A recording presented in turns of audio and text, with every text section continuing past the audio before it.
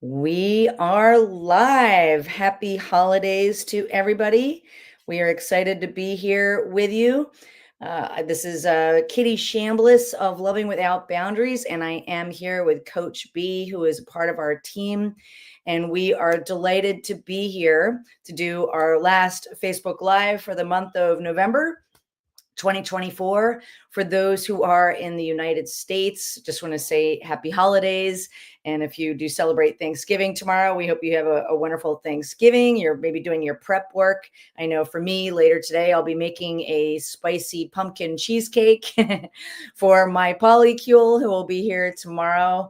And that's very exciting. So if you are seeing this across different social media platforms, we're glad to have you here checking in. And if you are looking for a community and you're not a part of our online community, know that we have that on Facebook. If you do a search for Loving Without Boundaries, Healthy Open Relationships and Lifestyle Freedom, you can come join our private group of over 15,000 people strong at this point.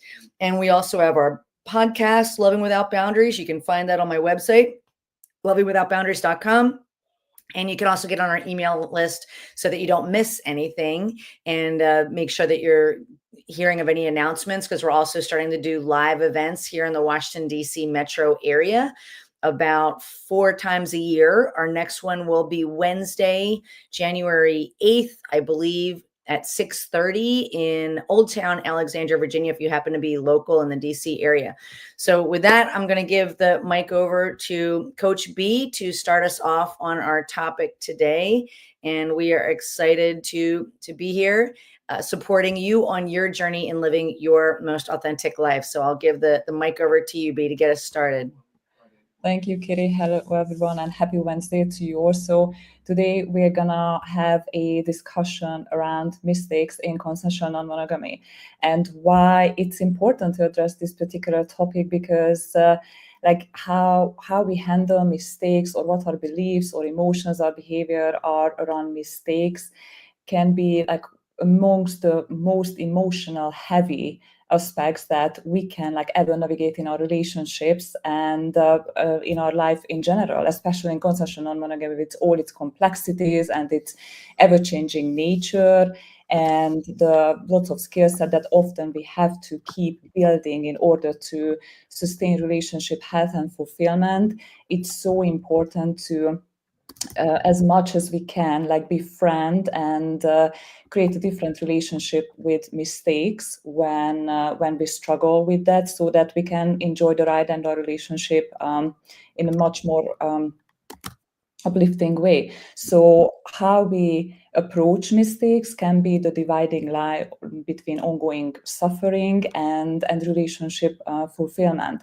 And I really want to be transparent with all of you here that at the beginning of my consensual non-monogamous journey, I made tons of mistakes. Like looking back, I can see that the lack of skill set was the main reason. So, for example, I communicated my needs that I wasn't even aware of through criticism, or I was reactive emotionally, or lashed out or offloaded emotional hurt. And when I reflected on my journey, I thought that it could be really important to bring this topic into our conversation and to highlight that if you struggle with mistakes, you're afraid of mistakes, for example, you're afraid of making mistakes, you still carry an emotional load from past mistakes, there's absolutely a way to turn it around.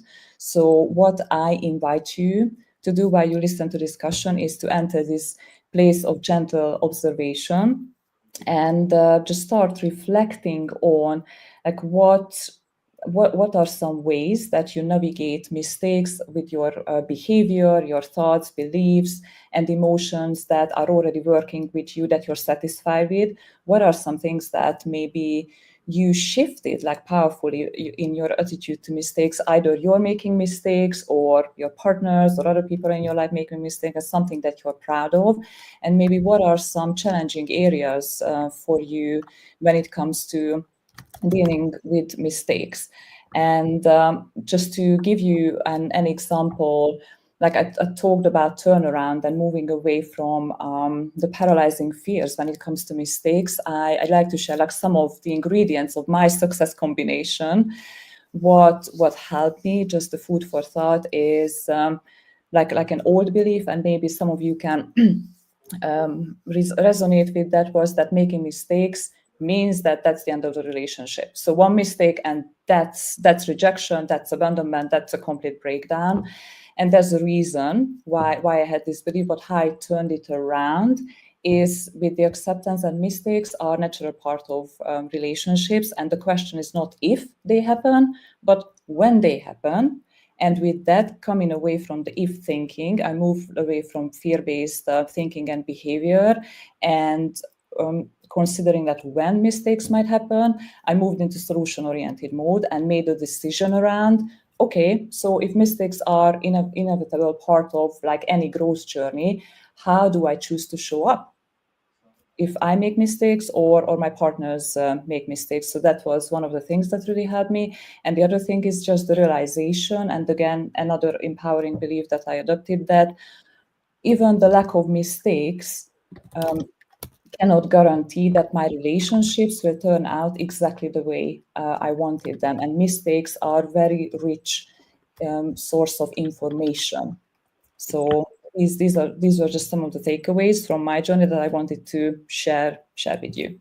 Thank you, B. I love this topic, and I really appreciate you bringing this up, especially because you and I are part of the Loving Without Boundaries mission and team, and we are here to support our lovely and amazing community that is vastly growing, people who are seeking to live their most authentic lives, which can be very scary. And I often will say we don't have hardly any role models for what a healthy monogamous relationship looks like, let alone role models for what a healthy non-monogamous or polyamorous or open relationship looks like. So it's inevitable that mistakes are going to happen when people are charging forward in what for many people can feel like a very scary place, an unknown place where a lot of fears can come up.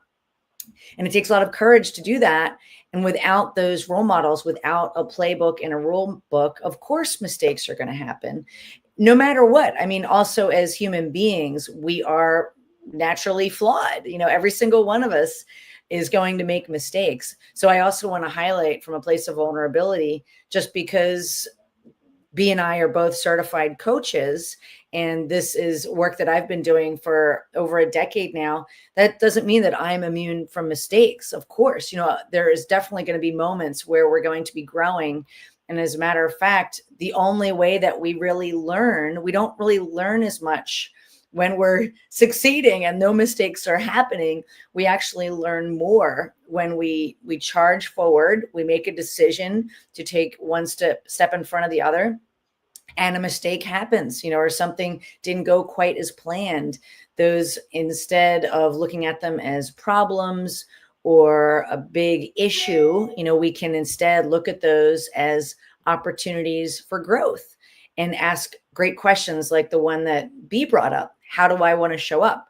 We can also ask great questions such as, what am I being called to learn from this experience? What else do I need to observe or understand about myself, or maybe learn or understand about the other people here? And, you know, to help me move forward in a way where I am learning and I am growing.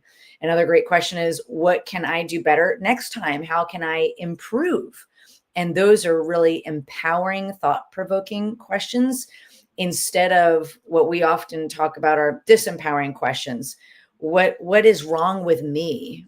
Oh, why did I screw up again? You know, those are questions that would incite more shame or beating ourselves up. And we see every day with the people that we talk to on the phone or our clients, it can be very, very easy to take out that gavel and start beating ourselves up, especially when we have examples of that all around us.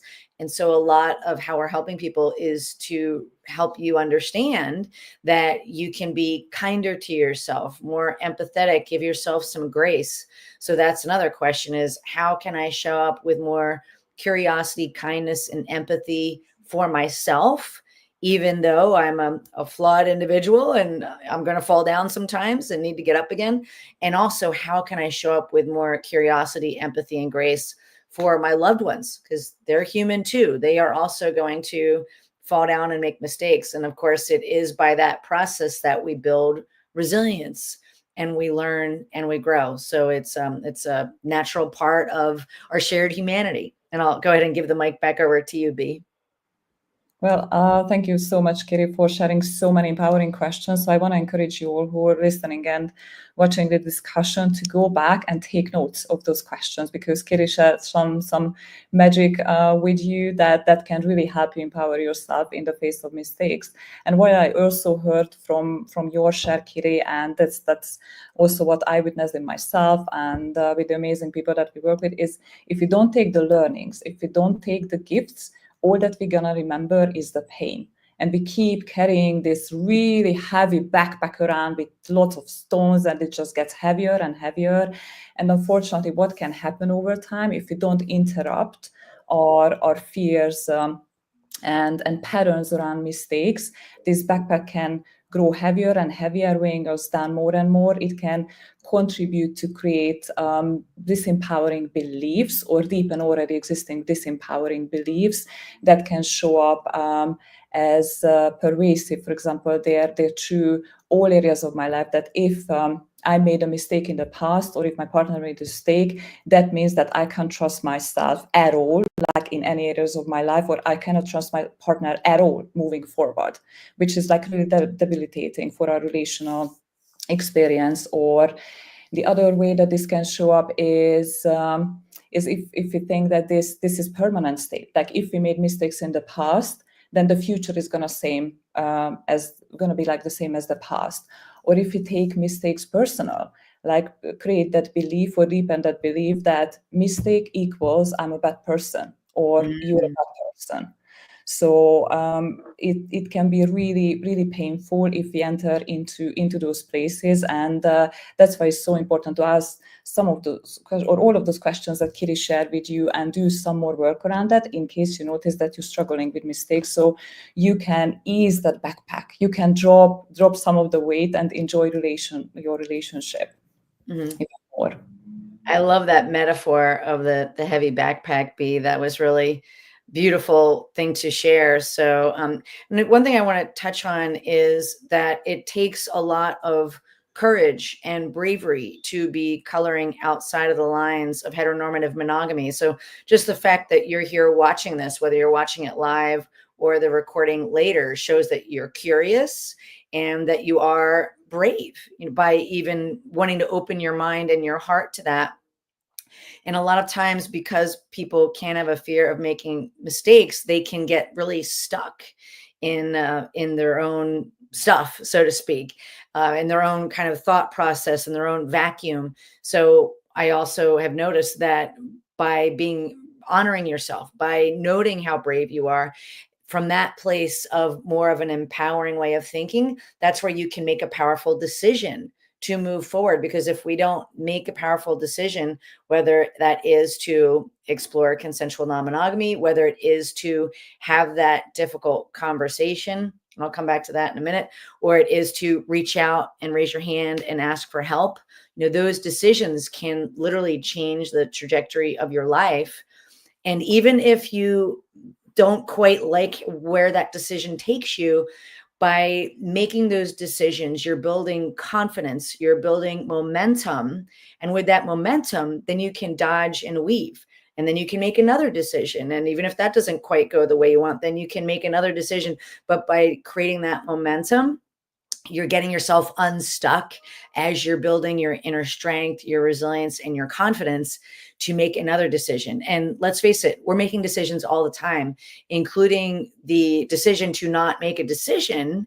There is a cost of inaction, and don't kid yourself that that's not a decision also. The decision to remain stuck, or the decision to not reach out for help, there's a cost to remaining stagnant where you are, and there's an emotional cost to that as well, because it can also start to wreak havoc on your sense of self-respect and your confidence. Because let's face it, the world can be a place fraught with different challenges, which are still opportunities for growth. And you can be sure that coloring outside the lines of heteronormative monogamy, there's definitely going to be challenges there, not only your internal challenges, but the external challenges of leading your most authentic life in a world that doesn't totally understand what it is that you're all about or how you want to create relationships in a way that works for you. So we honor you for being here, for watching this Facebook Live or the recording, or being a part of our community, because that says so much about you and your courage and your bravery. So I'll go ahead and give the mic back over to you, B. I really appreciate it, Kiri, that you talked about momentum through making decisions, like taking one step after the other, and then finding the path. Like, I really love this quote that once we start walking on the path appears, or some people use it with the way appears. So unfortunately, when we don't make that decision, for example, around mistakes, that we turn around how we think, feel, and behave around that, and what can happen is that type of indecision can show up in our relationships as jealousy, for example. So the fear of mistakes can fuel jealousy, insecurity, this fear of this constant fear of loss, and worst case scenarios, like whatever happens, like a tiny thing happens, my partner is late from a date, or they're a little bit late responding back to me in text, or calling me back, and this worst case scenario pops up that they're leaving me. I'm getting rejected, or I'm getting abandoned. So these can be some of those pain points, or the lack of exploration in our relationships, or just simply going after what we want, speaking for our needs, communicating openly, setting boundaries, honoring other people's boundaries. So what can show up sometimes, like all of these type of behavioral things at their root can have the fear of mistakes. And if we keep fearing, if we don't move like powerfully forward, that type of indecision and fear can shut down our dreams way faster than making mistakes, because like mistakes like are really source they're a really rich source of information. And as Kiri, you said, they show something about what's working, what is not working. So what we really want to focus on is taking some type of action and learn from that particular action, and let's see where it leads us. Because as I said, and I want to circle back what I shared at the beginning, that even the lack of mistakes is no guarantee that our relationships are going to turn out the way that we want them to turn out. So focusing on that and putting that amount of emotional labor of wanting to be perfect or please, or every conversation should go like completely by the book or by the framework, can really weigh us down. So allowing that grace for ourselves that you talked about, Kiri, and our partners for mistakes can even deepen our relationship, because once something happens, like a small rupture happens, someone makes a mistake, then when we can come together and repair that, we can deepen our connection and understanding, and even just fortify our solid base with each other. So that there can be gifts in mistakes as well. Yeah, that was beautiful. And I love that reframe of what is the gift here, that looking for the new understanding, or the gift in when a mistake does happen. Because sometimes, is it a mistake, or is it one door closing and another door opening? You never know what can be on the other side of that. So yeah, just to start to wrap it up, there's lots of different ways we've given you some great food for thought already, but know that just like we've given examples of, you can shift your perspective on mistakes. You can also learn to build your emotional intelligence muscle. You can build your emotional regulation toolkit, what we call building tools in your superhero tool belt and calling forth the best version of you. And also learning to practice forgiveness and repair, forgiveness for yourself, as well as forgiveness for other people. And there are definitely ways that you can learn to repair different connections. We also talked about making decisions faster so that you can get that momentum.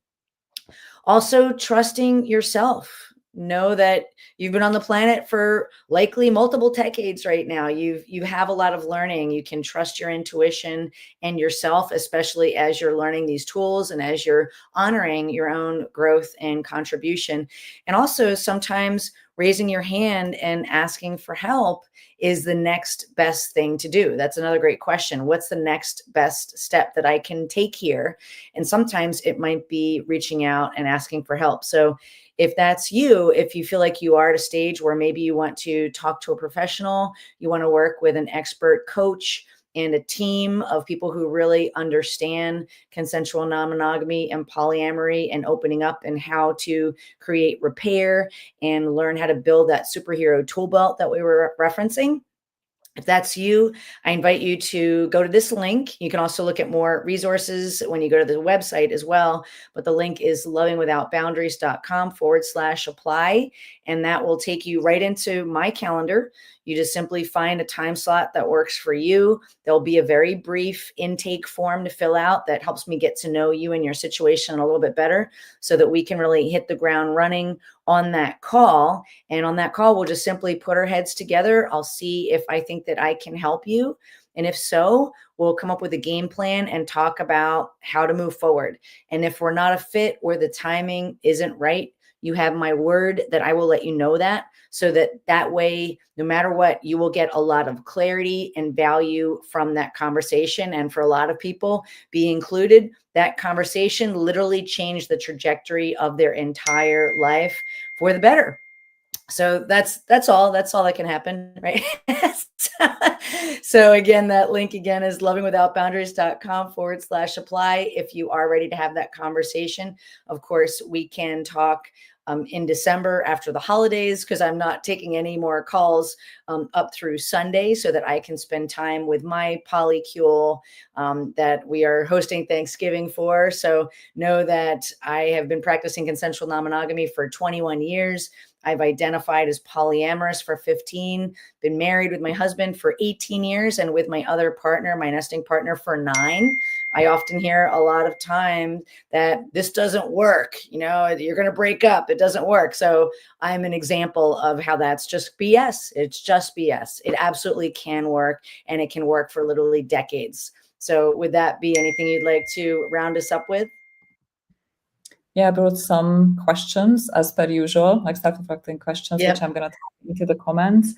So question 1 is, what are your 2 or 3 main beliefs about mistakes? Like at this point in time, like really just coming from a place of gentle observation. Question number 2, on a scale of 1 to 10, how afraid are you about making mistakes in your CNM relationships, and how does that shape your behavior and choices? Question number 3, when you think about your partner or partners making mistakes, what thoughts and emotions come up for you? And is there any other way that you would like to explore thinking about this? Question number 4, is there a mistake that you made in your CNM journey that still evokes like uncomfortable emotions for you? And what new beliefs or empowering questions could help you feel more at peace? Like Kiri shared like several really amazing questions, so feel free to use any of those. Beautiful work and an incredible conversation. I love this topic, B. Thank you for bringing it up.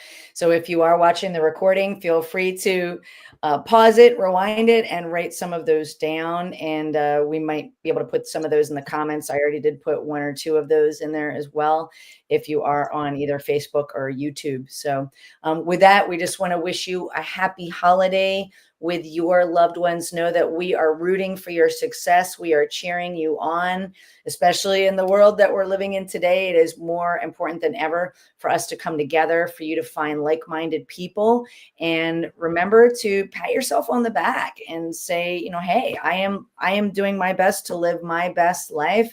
And I know that perfectionism is a myth. And so give yourself some grace and some compassion, and really be present with your loved ones this holiday season. And we will see you on our next Facebook Live, streaming in other areas as well. With that, take care. Bye.